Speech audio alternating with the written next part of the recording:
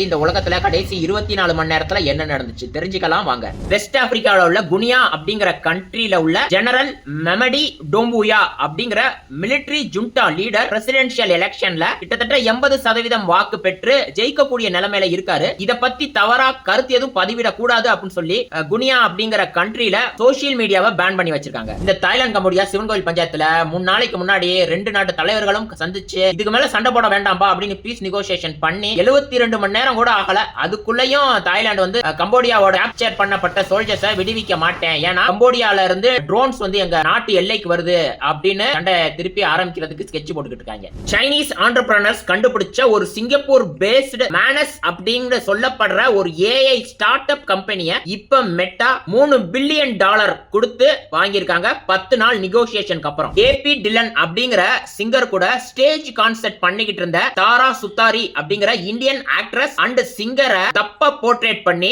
ஒரு PR team வந்து வெறும் $6000 கொடுத்து இன்ஃப்ளூயன்சர்கள் கிட்ட நெகட்டிவான நியூஸை பரப்பிக்கிட்டு இருக்கிறதா தாரா சுத்தாரி இப்ப சொல்லியிருக்காங்க.